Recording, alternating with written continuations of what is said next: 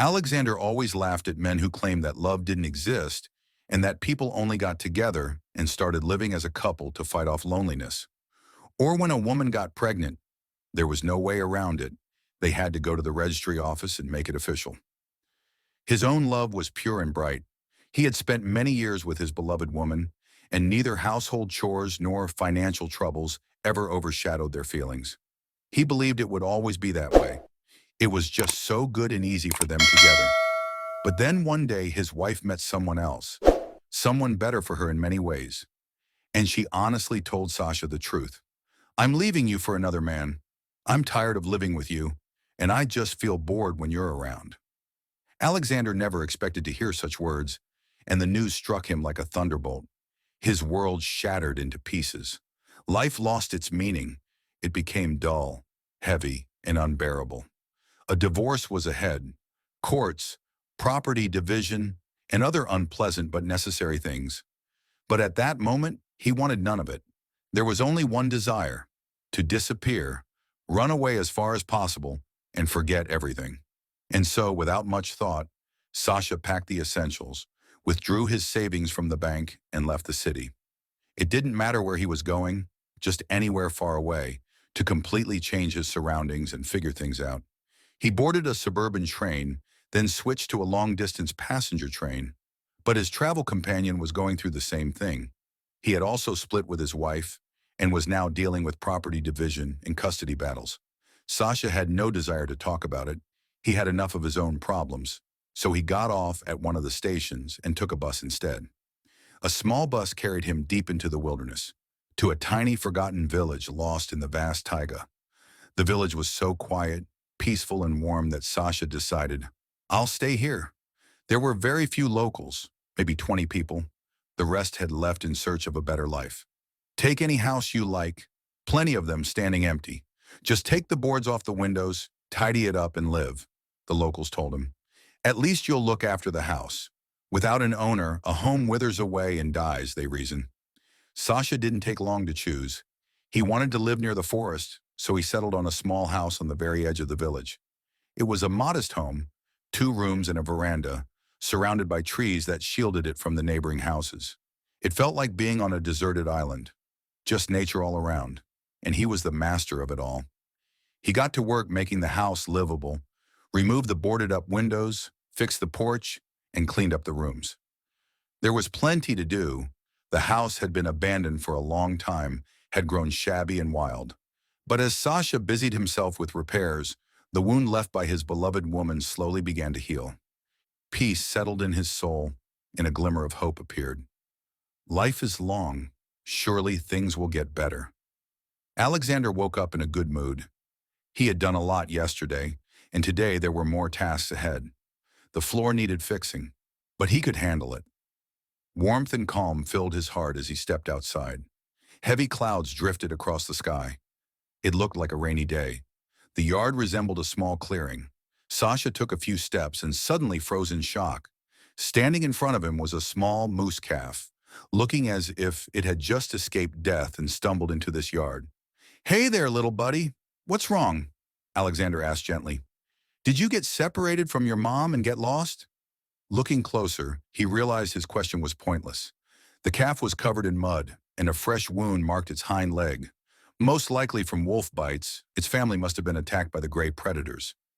Sasha didn't dare approach. What if the mother was nearby? And moose cows were massive creatures. If she appeared now, she wouldn't be happy to see a human near her baby. And facing off against a furious, half-ton beast was not something he wanted. So he decided to wait for the mother to return and take her calf. Sasha went inside and got back to fixing the floors.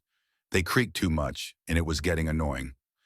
A couple of hours later, he stepped outside again and saw the same moose calf curled up under the light drizzle. When it spotted him, it gazed up with big, wet eyes and let out a long sigh. "So your mama didn't come back for you. Guess you really are lost. What should I do with you, little one? First things first. You need food or you'll starve." Sasha brought out some bread and boiled potatoes and offered them to his unexpected guest. There was a small shed in the yard, and that became the moose's temporary shelter. The calf eagerly and gratefully accepted the food. You'll stay here for now. I can't send you back into the forest wounded. We'll see what happens next. With the arrival of his new guest, Alexander's concerns changed. Finding and fixing up a house had been easy. If you had hands, a brain, and some skills, you could manage. But taking care of a moose? He had no idea where to start. The villagers gave plenty of advice, but they mostly dealt with cows and bulls. And moose were different. Luckily, by some miracle, the internet worked out here, so Sasha searched and downloaded guides on moose care and rehabilitation. The calf turned out to be a female, and Sasha named her Elsa. Lacking a mother, she decided that he was her new parent and followed him everywhere. "Why are you trailing me everywhere, girl?" Sasha chuckled. "I go to fetch water. You follow. I chop firewood. You're right there. I tend the garden. You come running to help. Can't do without me, huh?" Elsa just nuzzled his hands. "Stop talking and pet me. You even come into the house sometimes and stay overnight. Are you scared of the dark? Seeing monsters in the shadows? Ah, you little one." The villagers found their bond amusing and touching. They had lived in the taiga all their lives and seen many things, but never such a tender friendship between a human and a wild animal. Sasha enjoyed it too. He had grown used to having a small companion nearby. But he also knew that if Elsa got too attached to him, she wouldn't survive in the wild. She would become domesticated, forced to live among humans like a zoo animal, comfortable, loved, but never free. That wasn't what he wanted. So as soon as Elsa grew a little, Sasha started leading her deep into the taiga, teaching her to forage and stay alert. Time passed. Elsa grew strong and independent, yet she still visited Sasha's yard, playing, nuzzling, showing affection. But Sasha stopped feeding her. She's a wild animal. She needs to fend for herself. Elsa learned well, adapted to the wild, and one day, she didn't return. Sasha missed her, of course.